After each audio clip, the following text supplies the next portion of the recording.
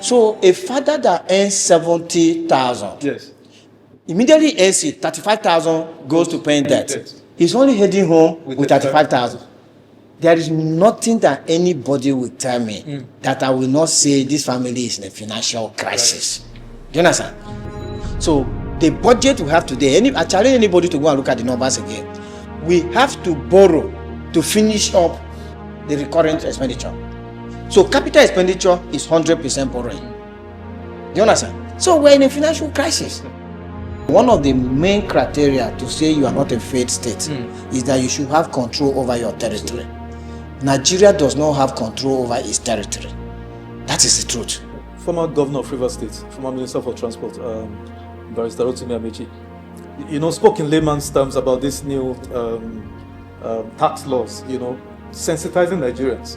What's your view on this? His message is right. Like we say, the government has placed the cart before the horse. The government is not talking about it, but Nigerians will soon know that the tax law is here when they begin to see the tax bills. Where is that tax coming from? So these are the issues. Nigerians will soon realize how much taxation is facing us. And then whether the government says it or not, they will know. Our guest today is Mr. Nick Agule, energy consultant and public affairs analyst. You're welcome to the show, Nick. Thank you very much. I'm happy to be here. Good morning. Yeah, nice to have you. Afternoon, wherever you are. Nice to have you on the show. Yeah. Okay, without further ado, let's get right into it. Give us your understanding or your reading of the state of the Nigerian nation as of today. Nigeria is almost ticking all the boxes of a failed state. I think the only box on the failed state list that Nigeria hasn't ticked is that we still have one central government. And then we have government at the states and government at the local government. But if you want to push that a bit further, you might even say that we don't have a central government anymore. Why do I say that? Because as we speak today, there are territories on Nigerian soil that are ungovernable, even by government's own acceptance.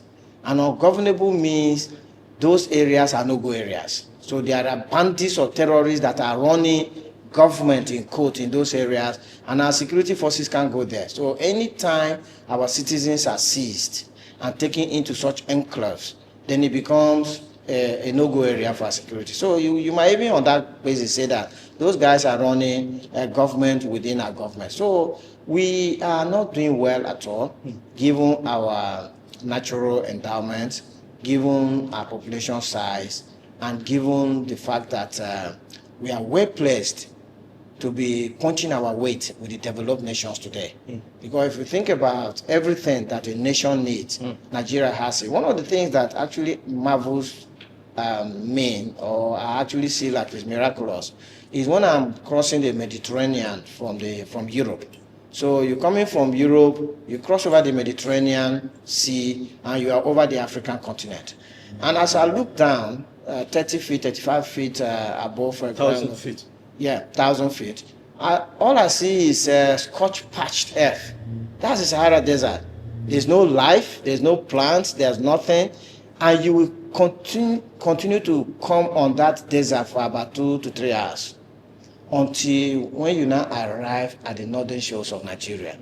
The whole vegetation now turns green, flush green, all the way to the Atlantic Ocean. And I thought, that's a marvel. It's actually miraculous because we could have been in that desert. So given all this that we have, I think we're not doing well. The indices are there. Security-wise, we are all living in fear. There are many places in Nigeria that even if you put ₦1 billion there and say I should go and take it, that I will not venture to go and take it. The economy itself is struggling. A lot of families can't feed their children. They cannot pick up their basic costs like transportation, the state of healthcare, the state of education. Then you look at other things like transportation. We're in a country where the basic mode of mass transportation, as we find in other nations, which is the railways, is missing. So like in this Abuja where we are, the federal capital city is connected to only one state capital in Nigeria, and that is Kaduna. The other 35 state capitals are not connected to the federal capital by rail. And to me, that's strange because raise a catalyst for economic development. And then you look at other aspects like rule of law. Nations do well. Once you go to a nation and you see that things are happening positively in that nation, just check the level of rule of law. The enforcement is stringent. And I see that as missing in Nigeria. The law in Nigeria is not blind, it's got eyes. Then there are some people that, in fact, one day I arrived at the airport with a friend. We just arrived from London, and he was coming into Abuja for the first time in many years. And we just saw several vehicles on the road with plate number covered. So he asked me, why are these vehicles having plate numbers covered? I said, well, that is the absence of the rule of law in Nigeria. It means that those vehicles are above the law. Whatever they do on the road, nobody can trace them, because the registration plate of a vehicle is the identity of that vehicle. That is what security aids will use to trace the vehicle and then trace the owner subsequently. And you have situations like that in Nigeria. For someone just arriving, he found it very strange, but that is true. So this is the situation we are in. I don't think we are doing as well as we should be doing as a nation. Thank you, Nick, for at least your opening remarks. Yeah. Many Nigerians believe their standard of living is worse off now than probably 5 to 10 years, before today, especially in terms of security and cost of living. Is Nigeria in decline, in your view? Is Nigeria in decline? Is our economy in decline? Yes, absolutely. The economy is in decline. You see, the thing is that you look at our GDP, which is gross domestic product, that measures the level of output that we have in an economy. Because of the devaluation of the currency, the GDP itself measured in dollars previously was higher than what we have now, because the dollar is now about 1.4, maybe 1.5, touching that range. So whatever output you produce in Nigeria, if you divide it by a higher denominator, it kind of reduces the value of the equation. I mean, just for the sake of explaining what I'm saying, assuming that Nigeria produce only 1,500 naira worth of goods. Let's keep it very simple. 1,500 naira. Before the currency devaluation, the dollar was like 400 and something to 400 something naira to the dollar, right? So if we produce 1,500 and you divide it by 500, you will get $3, right? Today, that same 1,500, you divide it by 1,500, which is now the exchange rate, you get only $1. So you can see the difference. So even if we increase our output to 3,000, if you still divide 3,000 by 1,500, you get $2, which is less than the $3 that it was before. So that is the kind of conundrum that we have found ourselves in. And if you ask Nigerians, a typical Nigerian, whether his life is better today than it was even 3-4 years ago or 5-10 years ago, the thing that you are going to come across is, if you ask any government official today, from the president down to the lowest government official, they will tell you that the reforms are delivering value to Nigerians. If you ask a Nigerian, we are now at the micro, because micro is now individuals and households. If you ask a Nigerian, how are you performing? He's most likely going to tell you that he's worse off. And he will also be right. Why is he worse off? By 2023, petrol was under 200. Today is nearly 1,000. So if he lived in Lugbe, maybe he used 500 naira to come to work in Abuja city and 500 naira to go by 1,000. Now he will have to probably pay 4,000, 5,000, 6,000 for the same trip, right? His income hasn't risen to that level. If you ask him about food prices, even as food prices are coming down, right, they are nowhere near where they were 3-4 years ago, right? If you ask him about the state of education, the state of healthcare, you ask him about security, his own personal security, whether he feels more secure now than before, all that this Nigerian is going to tell you will be on the negative side. And for me, that's where the lacuna is coming from. The government is doing well with macroeconomics, but it's not doing well with microeconomics. And until microeconomics is also taken on board, I don't think the macro is going to help the citizens that much. And the government can do certain things to bridge the gap, right? And one of the things I can give a few, maybe just 2 examples, with the 2 cardinal reforms. The first one is the removal of fuel subsidy. What the government did was right, because the fuel subsidy became a criminal enterprise. People were using it to take money from the national treasury without delivering value to us. Of course, the president had two choices or more. The one choice that he had was to fight off the criminality and let subsidy itself continue, because subsidy is not a bad thing. I live in the UK, education is free, healthcare is free, you understand? There are subsidies because it's not as if those services are free. The government is picking up the tab as a way of subsidy. So subsidy itself is fine. So the president could have fought off the criminality, but he decided to throw away both the baby and the bathwater. Immediately he pronounced fuel subsidy is gone, the price of petrol shot up from under 200 where it was to about 400 and kept rising to 800, 900 today. The president needed to have taken immediate action to bring that down. The only way to bring down the price of petrol is to put more petrol in the market. And we have 4 refineries.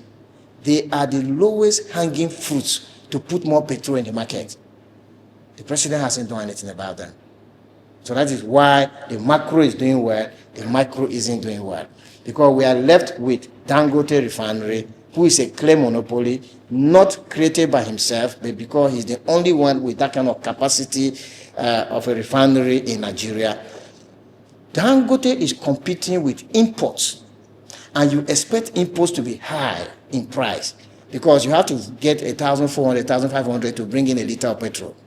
President Tinubu needed to quickly ensure that these 4 refineries were also back into production. At least if today only one of them was back in production, they will be pushing products into the market, competing with Dangote Refinery, and both of them, they will now use price to fight each other. And for us consumers, that is what we want. Looking at Nigeria currently, where we are currently, the issues that bedevil this country, ethnic tensions, governance failures, and unity, and all of that. What do you consider to be our single biggest threat to Nigeria's unity or survival? What is the single biggest threat? In Nigeria today, is the government. The government is our threat. How do you mean? Okay, fine. So the way God designed humanity is governed. The better the governance, the better the result. Yeah? And I give people an example for those who are Christians or who understand the Bible. The people of Israel, when they had a good king, the nation was prosperous, the nation was well, the nation did well. When they had a bad king, the nation was not doing well. Now, the people of Israel, for those who are economics, there's something we call holding something constant. So hold the people of Israel constant. That don't change them. It's the same people of Israel in 2 scenarios. Vary only the king. You understand? By varying only the king, the result of the entire people of Israel changed.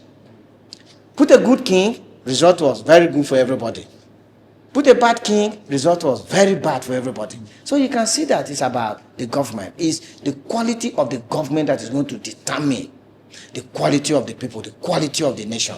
And I want to say that, do you know that Nigerians are united? Nigerians are united. I'm sitting here with you. I don't even know from where you come from, but based on your name, I imagine that you are from the southwest of Nigeria.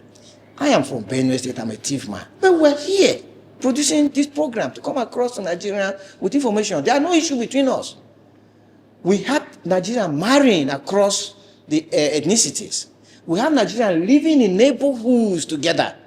I went to Wuse Market the other day. I bought something from an Igbo man, and he didn't have his account immediately. He called his neighbor, an Hausa man, to give me his account number. I put the money in the Hausa man's account. So these are the level of all citizens. We have no issue with each other, right? The issue comes from when politicians now come into our midst. They now try to divide us, so that because the more they divide us, the better their own missions. For me, the worrying bit is that we Nigerians should call their bluff. But for some reason, we don't. We get sucked into the politicians' antics. And really, if a politician comes here now they can begin to make me to look at you that, oh, you are from the Southwest, I'm from, oh, this kind. That shouldn't happen. We Nigerians must stop that from happening. We must never allow these politicians to divide us because our unity is strong at all counts. Currently, we have a situation where 6 out of every 10 Nigerians is described, as living in extreme poverty. Whereas, cost of governance is extremely high. So, first question, what's his response for the cost of governance being so high while you have extreme poverty? 6 out of 10, if not 7 out of 10, classified as, living in extreme poverty. And then a rider is, this whole debacle, is it due to indifference? Is it state failure? Or is it just sheer corruption? Which is it? Okay, so there are a couple of things. Is it corruption, meaning is it a deliberate policy of state to pauperize the people? Which is it? Okay, so it might not be deliberate, but do you know Aisha Buhari? Yes, the former president's wife. When they moved into the villa with the husband in 2015, she looked at how these people in government were behaving around her husband. She was inside. She was listening to them. She was there when they were. I don't know what she summed up to say. She said these people are hyenas and jackals. They've hijacked my husband. These are her words. These are hyenas and jackals. So we're dealing with a situation where people who are like animals are in charge. Do you understand? But let me say one thing. You talked about cost of governance. I think 2 things. Number 1, the cost of governance in Nigeria is high relative to our budget, but it's not high given our population. Yeah. You see what I'm saying? Absolutely. How do I mean? Nigeria is well resourced, like we said earlier, but we are poor. You know how we are poor? You say 6 out of 10 are described as being in multidimensional poverty. I think that's a general statistics. Yeah. You know why? The minimum wage of Nigeria at $70,000. Naira. I mean, I wish it was dollars. At 70,000 naira per month. I live in the UK, so if I translate that into pounds, it's 35 pounds. 35 pounds. 35 pounds means in Nigeria, our minimum wage is earning about £1 something per day. His UK counterpart is earning £12 per hour.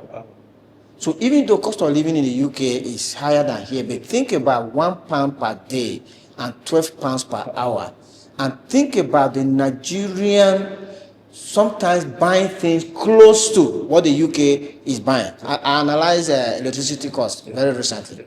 The Nigeria electricity cost is near UK. So you are earning £1 a day. You are buying electricity almost at the same price with someone who is earning £12 an hour. My daughter, who is a primary school teacher, her transport to work is £1.75 on the bus to work, £1.75 to come back. Added together is £3.50, right? By Nigerian money, that is 7,000 naira. You understand? There are Nigerian workers that are paying either half of 7,000, which is 3,500, or 4,000. Some are paying 5,000, depending on where you are. But my daughter is earning £3,000, which by Nigeria's money is 6 million naira. So how can somebody earning 6 million naira is paying transport to commute to work less than or about a little bit more than somebody earning 70,000? Are you getting what I mean? So consider Nigerians who don't even have a job. Then consider Nigerians who are working in places. You see, in the informal sector does not understand minimum wage. This 70,000 we're talking, this is the formal sector. Exactly. So those Nigerians that are working in the mama food, working in shops and doing this kind of thing, are not even earning the 70,000. Far less than the 70,000. So if you put that out, those who don't have a job, those who are in the informal sector, and even those who are earning that 70,000, I think 6/10 is a general statistic. I think we should be looking at 9/10 of Nigerians are not doing well. Absolutely. Another issue, Nick, we have a debt. I don't want to say crisis because they say, we still have... We have a debt crisis. They say we still have enough room to borrow. Yeah, okay, maybe by international standard. Yeah. But the point is that debt servicing is taking a huge chunk of our meager, or scarce resources. Yes. Whereas even though we're, paying huge monies to service these debts, but then we don't see what the borrowed funds are being used for. So the question is, are we borrowing to develop, or are we borrowing to sustain, the appetite of the elite or the ruling class? Which is it? We have a debt crisis. Okay. For me, I'm a public affairs analyst. I say it as it is, the way I see it. I don't want to color it or make it look, because it's the sugarcoating that makes us think that we're doing well. When in reality, we're not doing well. For me, yeah, when I look at all the young people who are out of job, they woke up this morning, they are home, or they are just strolling around. They could get jobs, right? Like we're talking about railway. Yeah. If every government says, I'm going to connect the federal capital to one state capital per year, since we have been 26 years in this would have been 26 state capitals connected. Not only will it ease transportation, it will create jobs for our young people. They will be riding the train, the engineers are doing the train, those who are looking after the tracks, the customer service, ticket sellers, even those sweeping the train station, the train station, those washing the train, then accountants, lawyers. That's how you create jobs sustainably, right? So for me, the issue is that we have a debt crisis. You know how we have a debt crisis? This budget that we're talking about, the budget that the president delivered at the National Assembly recently, we are said to earn 33 trillion. So it's 33 trillion revenue, so 25 trillion debt. So it's 33 trillion revenue, 25 trillion debt. Yes. That is what gives us the 58 trillion budget. Right. Now, think about a government that says, I'll make 33 trillion. First and foremost, they will not make that 33 trillion. They will not make that 33 trillion because they said they will be selling crude oil, 1.8 million barrels of crude oil at $65 per barrel. As we speak today, we are not doing the 1.8, right? We are not doing the 1. We're still doing 1.4. There's a shortfall. And oil is dancing between 60, 62, 63, like that. You understand? So, but even if we keep it at that 33, debt service is 15 trillion. So that means we plan to pay half of what we are earning as debt. If a father is earning 70,000. Sorry to interrupt you. Yeah. We plan to use 15 trillion of what we're going to earn. Yeah, to pay the debt. Meanwhile, we're still going to borrow 17 trillion. Yeah, we're probably 25 trillion because it is 33 trillion plus 25 that makes the 58, right? So a father that earns 70,000, yes, immediately earns it, 35,000 goes to paying debt. Yes. He's only heading home with 35,000. There is nothing that anybody will tell me that I will not say this family is in a financial crisis. Do you understand?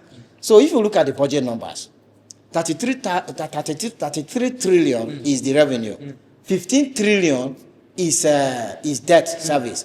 15 trillion is a recurrent expenditure, right? So if you add debt service and recurrent expenditure, the government revenue has gone. So the budget we have today, I challenge anybody to go and look at the numbers again. We have to borrow to finish up the recurrent expenditure. So capital expenditure is 100% borrowing. Do you understand? So we're in a financial crisis. There's no two way about it. Let's be honest with ourselves, because like you said, we're in a debt spiral. Yeah. Corruption is, I don't want to say social menace because it's deeper than that. It's a cancer that has eaten away at this country's efforts to develop, to make progress, to lift people out of poverty and all of that. You pretty much said that in your last submission. So everybody talks about corruption, every government comes and talks about corruption, but it is rarely confronted decisively. Now, this government has, continuing in that path. How do you assess the President Tinubu's administration in terms of anti-corruption stance? How do you assess them? Is it performative or is it real? I don't think they are fighting corruption. Or is it a tool against opponents and all of that? Yeah, my candid opinion is I don't think this government is fighting corruption because I'm not seeing them fight corruption. In the Buhari government, there are a lot of the Buhari appointees that are in different stages in the courts over corrupt practices.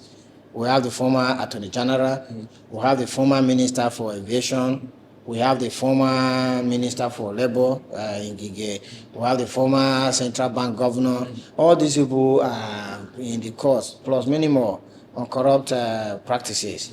I think that this government is creating far bigger Ngiges and Malamis and the Mayfellas than Sidi Sarikas, or what's his name, the aviation man. Yeah, than this government is creating far bigger ones than the Buhari regime. And the evidence Why do you say that? Okay, so the evidence is empirical, right? We, like this year, we budgeted 58 trillion. The question is that what are we seeing on the ground that would suggest that this economy actually got 58 trillion spent? That's the thing. And then you have snippets of corrupt tendencies here and there. You know, of course, the government removed the minister because of corruption and all. But if you go to the Federal Secretariat, which is on this same road now, heading into town, in every office, and this is something that I have facts with, in every office in that Federal Secretariat, government officials are looking for ways to take money out of the system. In all of the ministries, in all of the departments, in all of the agencies. You have evidence? I have evidence. I can provide evidence for people. I can provide the evidence. And you know what? Why I will provide the evidence? The evidence will be government will need to bring the bank. If let's say someone takes me to court now, I will ask the government to produce the bank account statements of every single ministry, department, and agency. And we're going to look inside to see where the money is going. And let us see that the money is going where the money should have gone. It's very easy to prove it. You see what I mean? But do you know what the issue is? This corruption is a symptom. It's not a cause. Okay. It's a symptom. So sometimes we spend a lot of time fighting symptoms in Nigeria instead of looking at the causes. What's the cause? Or what are the causes? So the cause is lack of rule of law. The rule of law, the absence of the rule of law, or the ineffectiveness of the rule of law is the cause. And if I have 2 minutes, I can tell you something. I gave a lecture at a Christian university in Nigeria. Because a Christian university, I use the Bible as my starting point. I told them that God set a template to govern humanity in the Garden of Eden. And every nation that is following that template, even if they are not religious, they do well.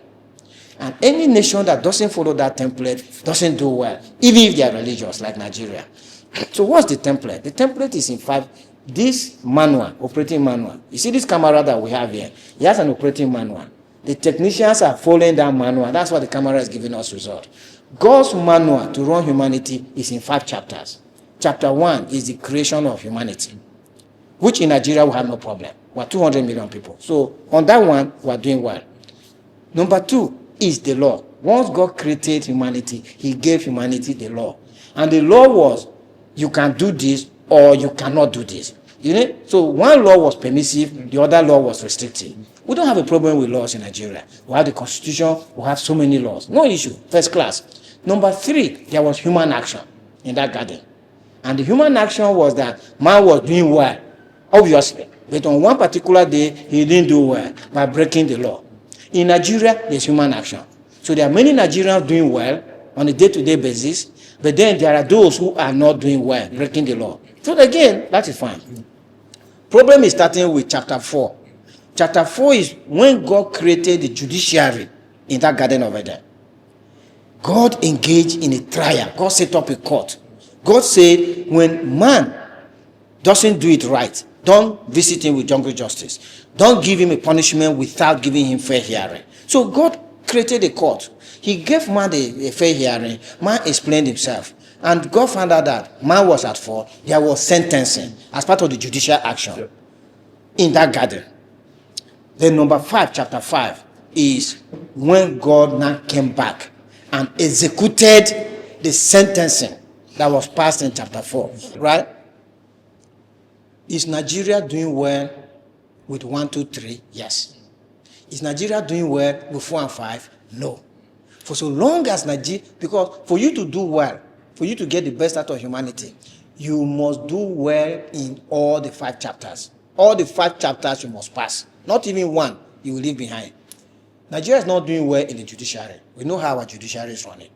Our judiciary is not giving fair hearing, it's not giving fair sentencing. That is clear. The cases are there. It's not me saying it. Judges are under scrutiny. Some are in trial and all that. Number 5 is execution of the law. That is where the executive arm of government comes in. So God created the people arm of government in chapter 1, which is creation of man. God created the legislative arm of government, which is chapter 2, when God made law.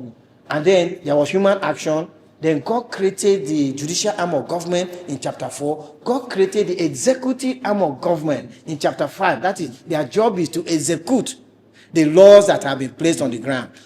If any of this arm of government is not working, the nation will not do well. And I gave examples. I said, of the top 10 most developed nations in the world, led by Switzerland, right? 7 of them are in the top 10 of the most irreligious nations in the world. I see what I'm saying? They don't go to church. They don't go to mosque at all, but they are top 10. 7 of them are top 10. The only 3 that are not part of the top 10 is the United States, the United Kingdom, and Japan. The other 7 don't go to church at all. They don't go to mosque. Why are they so developed? They are following this 5-chapter book that God has made. Until Nigeria follows this 5-chapter book, it's not going to happen. You know the other thing? The first arm of government that God created, which is chapter 1, the people arm of government. If you go to other nations, if the other arms of government, which is the legislature, the judiciary, and the executive are not behaving well, it is the people arm of government that acts as the corrective force. And that takes us back to that middle class discussion that we're having. That's a missing link. Brilliant. After decades of electricity reforms, with billions and billions sunk into that entire process, we're still delivering less than 4,000 megawatts, or distributing rather. You know, of course, we're generating maybe about 13,000, but then because of transmission grid collapse and all of that, what we're distributing for industries, for manufacturing, for homes, for government, for everybody is about 4,000 megawatts. Some estimates say what Nigeria needs, because of our size, is around 100,000 megawatts, if not more. What is the problem? This is your core area of expertise. You're an energy expert. What is the problem with Nigeria, Nick? I analyzed this electricity conundrum on a national TV, and it went viral because there are 2 things that happened during that interview that made it. The first is that I made a claim that I'm paying far more for electricity in Nigeria than I'm paying in the UK. And there were people who were for me and people who were calling me liars because they didn't understand what I was saying, right? And then there was a back and forth between me and one of the hosts as regards the cost of the electricity industry vis-a-vis the telecoms that I was trying to talk about. So for me, the problem in the electricity sector is the 2013 privatization by President Jonathan. Because pre that privatization in 2013, we were actually NEPA, the old NEPA, which had become a power holding company of Nigeria at that time, were giving us about 7,000 megawatts of electricity. And then we now did privatization. So instead of the megawatts to now rise, the megawatts are now back to the 4,000, 5,000, sometimes even 3,000, with frequent national grid collapses, like Iroele said. So that's a problem. And I compared that privatization with the one that the Obasanjo government presided over, the one in telecoms. And I showed the clear differences between the two so that I can bring the mind of Nigeria to what the issues are. In the telecoms privatization, the first thing that was done right is that the licenses were awarded to existing telecoms operators. The MTNs and the Econet and the Etisalat and the Airtels, they are already in the business. They already have the experience, they have the expertise, they have money elsewhere they can bring in, and that's exactly what they did. So $100 billion of investment later, the number of active lines moved from 500,000 under NITA to over 220 million lines today. In economics, the higher the supply, the lower the price. So the tariffs have fallen from the 90 days to almost nothing, as you can get a SIM card now for free, Yet the telecom operators are making more money. You know why? It's 220 million lines they are selling, not only the 500,000 of NITA. I benchmarked that privatization with the power sector. What happened in the power sector? Number one, We privatized generation, we privatized distribution. We did not privatize the transmission. So it's like you have done a privatization for agriculture, where you have put all the machines on the farm to increase farm output. You have also built new markets and stores and all of that. But the vehicles to convey the farm produce from the farm to the market, you didn't do anything with it. What has happened? You have done nothing.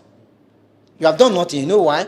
If you produce the food will waste in the farm. No vehicle to carry it.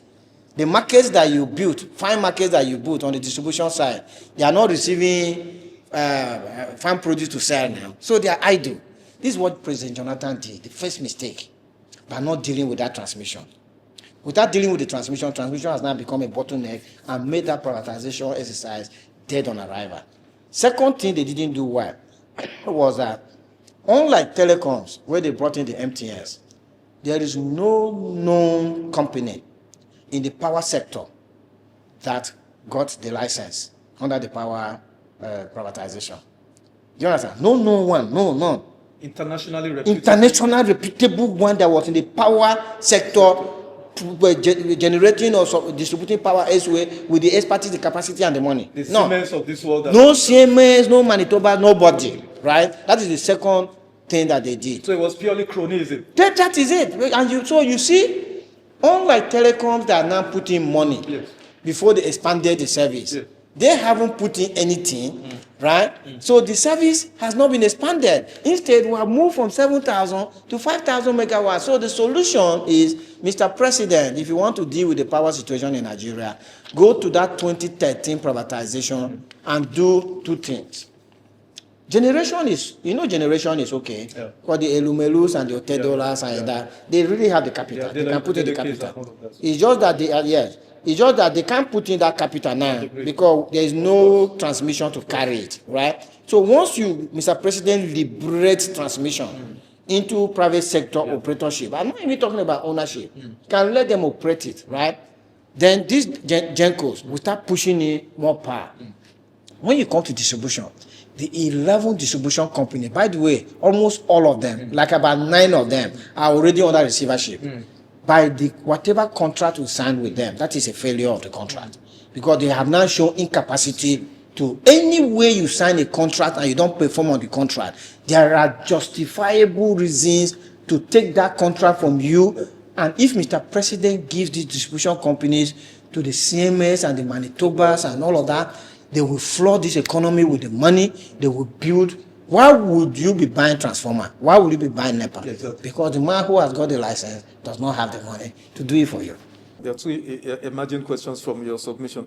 Number one, President Tinubu in campaigning 2023 said, if he does not solve power problems, in 4 years, don't vote for him again. Don't re-elect him for second term.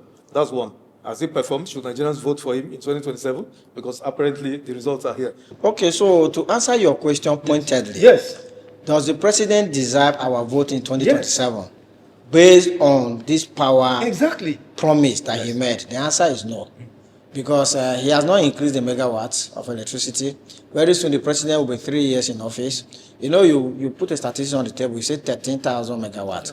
So that is the capacity that we have. So we have installed capacity of 13,000. We are not doing 13,000, we are doing 4,000, 5,000. Why? Because there are certain things that needed to be done on that capacity to bring it up. And for me, they are low-hanging fruits. Those are the kind of things the president should have focused and got them done so that we can release that capacity. Even if we have released that capacity to 10,000 megawatts today, it will be double of what we are doing today. So the president hasn't done that. And not only that, the president has brought in economic policies like we earlier discussed with no palliatives. President tried to perform surgery on us without anesthesia because the surgery of fuel subsidy is gone, the anesthesia is the refineries. The surgery of unification of the foreign exchange market, the anesthesia is import substitution. So like now, we still have bandits in the farms. If the president gives the commanders the charge that I am president of Nigeria, I should have control. One of the main criteria to say you are not a failed state is that you should have control over your territory. Nigeria does not have control over its territory. That is the truth. So if the president gives the marching orders to the service chiefs and the commanders and says, go and remove the bandits from the farms, one after the other. If you cannot do it, come and bring me your resignation letters. Let me appoint new commanders. So the president is not doing well, not only on electricity, he's not doing well in terms of fuel cost, in terms of transportation cost, in terms of food cost, in terms of healthcare cost, in terms of education, in terms of accommodation. These are the things that actually bother families. And he hasn't taken anyone down. All of them have gone up in price since he came. So on that basis, he doesn't deserve our vote. But I gave him a clue. I gave him a free advice. I say, go to Nigerians today and say, look, I failed in my promise. But let him promise that in the remaining 1 year, Nigerians will start seeing the difference. For instance, if he takes away this power minister is an accountant. He's an accountant like myself. He's thinking only money, right? So that's why when he opens his mouth, he's talking tariff. If you ask him, what is your biggest problem? No, if you ask him, what is your biggest achievement as a minister? He will tell you, I did band A, band B, band C. You understand? That way is biggest achievement. But it's tariff, right? He's not bothered about output because output is the issue. It's not the tariff. Because you are trying to make money from only 5,000 megawatts to pay. Do you know how many companies are in the power sector now? There are 46. Wow.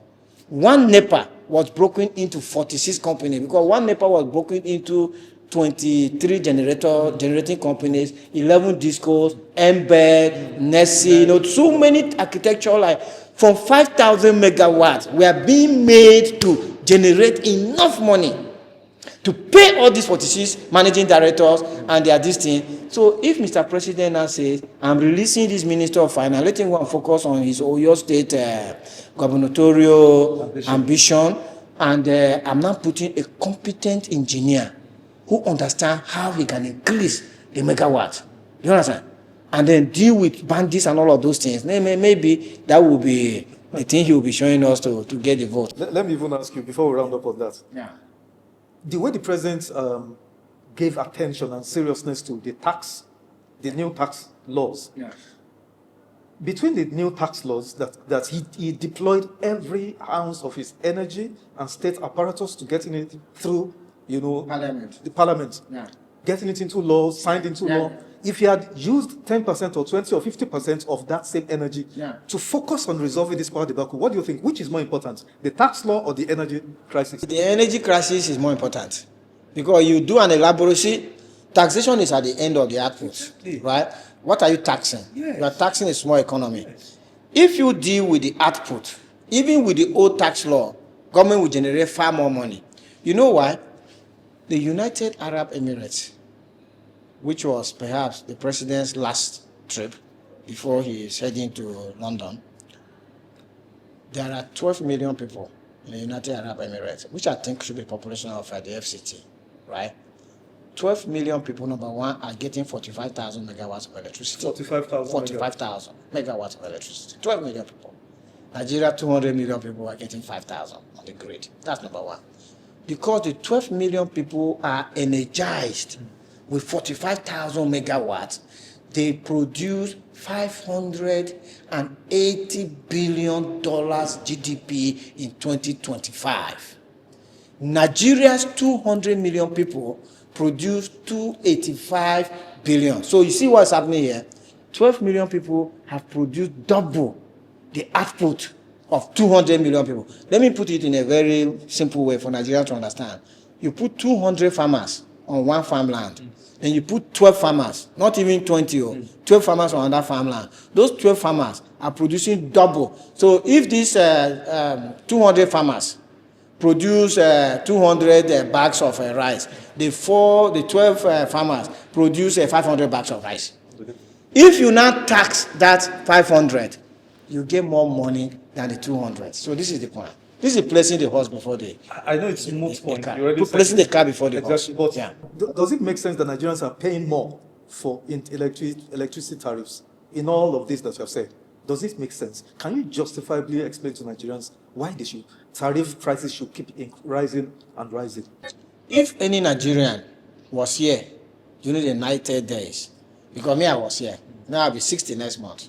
So I was here. I had a 90 telephone for my employers and all that. You will understand what was happening there. The tariff was very high. The phones were not anywhere. If you wanted to make a phone call, you go to a 90 office at midnight, queue up, buy a car, try to make the phone call, right? What has happened today? Phones are readily available. You can go and activate 100 lines now, no issue. In fact, one of the biggest advertisements on television and billboards is telecoms trying to take market from us, right? We used to beg 90 officials to get a phone. Now the telecoms companies are begging us on TV, on billboards and all of that to take market. What is the difference? The difference is that we brought in competent private sector. They invested, they expanded the access, and that is why the price has come down. That has not happened in electricity. So your question is that why are we paying more? We are paying more in electricity because we haven't done what was done in telecoms. And this is why, for me, the singular thing that President Tinubu needs to do, right, is to go back to that 2013 privatization and overhaul it. Okay. Let me tell you one thing. You know, we talked about government budget being $40 billion. If I come before President Tinubu now, I'll tell him that, sir, $40 billion is not even enough budget because the United Arab Emirates, where you recently came back from, they are budgeting $200 billion for 12 million people. So if you are budgeting 40 for your 200, it's not enough. I'll tell him, sir, please scrap the Ministry for Power, leave the regulator only. Scrap the Ministry for Works, leave only a regulator. Scrap the Ministry for Communications, leave only the regulator. Scrap the Ministry for Transportation, leave only the regulator. What are you now supposed to do? Let the regulator now create the space, the market, for the private sector to come in. When they come in with their money, it's not borrowing, you are not borrowing that money. They are coming in with their capital. They will invest the capital, expand the assets, make their money back. That way, you will start seeing rail tracks built all over the place, power plants built all over the place, steel plants built all over the place, gas assets built all over the place. Those are the things that are going to develop this economy. It's not your 40 billion. It's not going to do anything. Brilliant. We're winding down now. Over the weekend, former governor of Rivers State, former Minister for Transport, Barrister Rotimi Amaechi, spoke in layman's terms about this new tax laws, sensitizing Nigerians, that, the law is in place, but the federal government, in its wisdom, decided to, be a bit quiet on it because of elections. They don't want to draw the ire, anger Nigerians. So they have been, because it's about 25-30%, taxing people, any money hit your account, but they don't want to do it now, the implementation, until after elections. So he's warning Nigerians that if he lets them, just know what is coming post-elections 2027. What's your view on this? So when people like Rotimi Amaechi talk, I try to find it very difficult, really very hard to distinguish the message from the messenger. It impacts on my analysis of the situation. Because people like Rotimi Amaechi, he's been in government. He was in government for the first 20 years. Because he was in Buhari's government up to 2023. So it was even more. We started this democracy in 99. Rotimi Amaechi was in government for 24 years. In 24 years, especially when they were under the PDP, they did all sorts of shenanigans, even far worse than this tax thing. But let's focus on the message. Okay, so okay, fine. To be honest, let me let's focus on the message. Let me but see, Sir Rotimi Amaechi, yes, I know him in person. If you watch this this program, just know that when you guys have opportunity to be in government, please deliver good governance, so that when you're out of government and you talk, we will now find it very easy to marry the message and the messenger. But when you are in government and you do anyhow, you do as you want, you understand, you deliver nothing. Like he was Minister for Transportation for 8 years. How did he connect at least one other capital to the federal capital apart from Kaduna? If I want to now come to his message, I will say his message is right. Like we say, the government has placed the cart before the horse. They've done the tax law. Fine, they've done the tax law. Whatever we think about it, we're going to end up paying more taxes. The government is not talking about it, but Nigerians will soon know that the tax law is here when they begin to see the tax bills. For some of us, we are seeing them. I run a transportation company. Every day, we receive taxes from AMAC. We receive taxes from the FCTA. So the Federal Capital Territory Administration, which is Wike's office, and then the AMAC, which is the local government, they are all taxing us. We have received up to 6-7 tax papers. In fact, the latest one that they have taxed us is that every passenger that we board, we must take 200 naira to pay to government. So imagine that we would take 7,000 from here to Lafia. We would take 200 naira from every passenger. I'm not talking about from every vehicle, from every passenger. Where is that tax coming from? So these are the issues. Nigerians will soon realize how much taxation is facing us. And then whether the government says it or not, they will know. As we wind down now completely, do you think President Bola Ahmed Tinubu has done enough in terms of security, in terms of the economy, in terms of the reforms that they claim to have done, in terms of, his impact on whether deepening or weakening democracy? I didn't ask you that, but you may answer it now. Has it deepened democratic ethos or culture, or has it weakened it? In terms of his general, style of governance, does it deserve to be re-elected? The direct answer is that no, the president does not deserve to be re-elected. And the reason is that, let me be honest, I did not vote the president in the presidential election. I don't know if it's right for me to say who I voted for on a program like this, but I didn't vote for him. But when he became president, I was happy that he became president. The reason why I was happy that he became president is because he's a private sector man. He worked in the oil industry. He lived abroad. And then he's been governor of Lagos State. So he has experience in governance in Nigeria. So when I put all those 4 things together, I thought he would hit the ground running. But he has not hit the ground running. The president will tell you, if you put him on this seat now, that his cardinal successes are removal of fuel subsidy, unification of the forest market. Like I said on this program, there are good policies, but there's no anesthesia. He has left Nigerians in a hard place. With those 2 policies are excruciatingly cancelling Nigerians' personal incomes. He didn't do well there. The president has not done well with security. He's playing with kid gloves with the commanders. For me, the president, as a commander-in-chief, should summon commanders and say, if they kidnap 300 children in your domain, you are going home. Because I cannot imagine, like as a father of 5 children, I know what it takes to, take children along. These children are in Nigeria. The president hasn't done well in terms of strengthening our democracy. Because it seems like the cardinal project of this government is to drag everybody into the ruling party, the APC. When you are dragging everybody into the ruling party and making it look like a one-party state, that is not strengthening democracy. Because democracy thrives if there is opposition, if there is choice at the people. President is reducing the choice of Nigerians on a daily basis. Because as of today, we have like about 30 governors who are on the APC. So when elections come, we're hardly going to have any choice in that. And the president is traveling too much. I travel. I know what it means. To travel, you have to prepare to travel. Then you do the travel. And then when you come back, you need time to now come back into the same momentum that you had. Traveling kind of breaks your momentum. And traveling is very tiring as well. You know that kind of thing. So I will expect the president to sit back and run government. You will never hear of the rulers of Dubai traveling all over the world looking for investment, signing agreements and trade deals and all that. They sorted Dubai. They sat down in Dubai and sorted Dubai. When you say sorted, they fixed Dubai. That is, they provided the infrastructure, the security, everything. This power we're talking about, the healthcare, the education, and the world saw it, and the world is going there. That's the way to do it.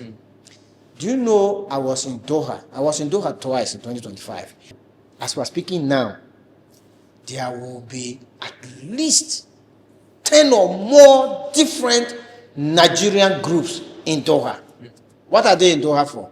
For a training, for a course, for a meeting, for federal ministries on flights going to Doha. to just go and do meeting in fact, when I was in Doha, I met a friend who came to facilitate a tax workshop. This new tax law that we're talking about in Nigeria. He went to go and facilitate this tax workshop for a department in this government in Doha. The leaders of Doha didn't carry briefcase to go to anywhere to go and sign trade deal with anybody, invite investment. No. They sorted out Doha. If you go to Doha, you will know that this is a city that has been sorted. And the people see it. And let me put an analogy. You operate a hotel.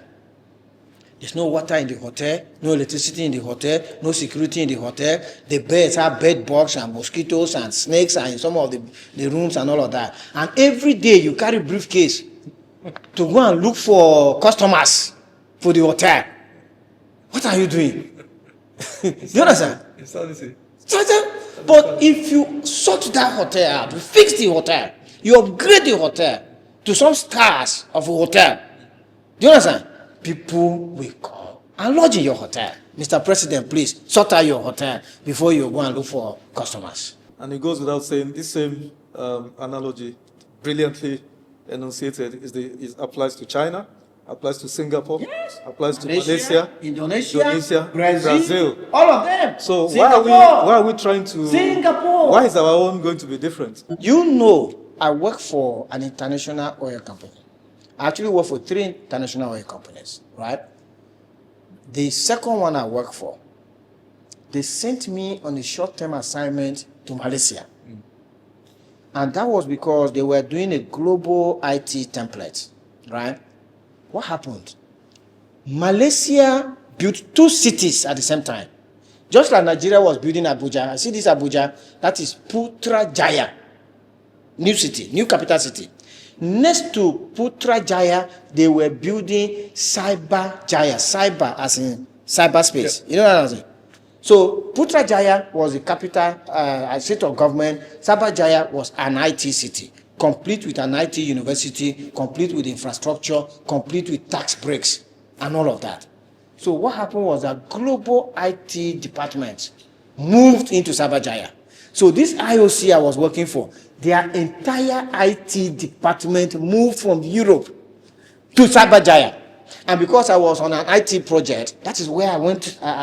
So I arrived at the Kuala Lumpur International Airport, and I got this taxi that took me to Cyberjaya, complete with hotels and everything. It's a city on its own. I didn't need to go into Kuala Lumpur to leave and come to work there. Nobody came to market, you know. They didn't market that. They didn't market Cyberjaya. They didn't market Cyberjaya.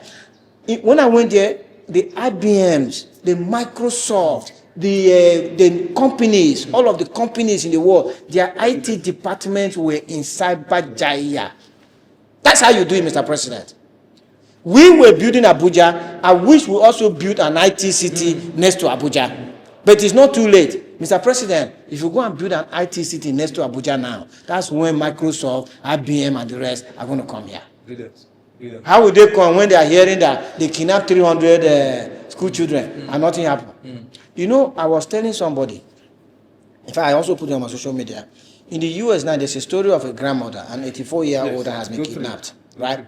So I say, those who support government in Nigeria, they can quickly point to that and say, you see, in America, man, they are kidnapping people. But I say, watch what happens after this kidnap in America and check what happens after kidnap in Nigeria. That's where you see the difference. And you know, let me just say one thing before I say, even though they are doing mass shooting in America and this woman has been kidnapped and there are robberies and all of that in America, millions of people around the world are seeking a US visa just to go for tourism in America. They're not going for business or anything.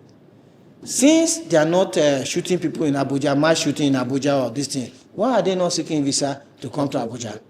The answer is this. You stand a higher chance of getting a knife in your back in Johannesburg than in Abuja. But even Nigerians, including European everybody, are going to holiday in Johannesburg. Why? Because if an incident happens, the response is swift.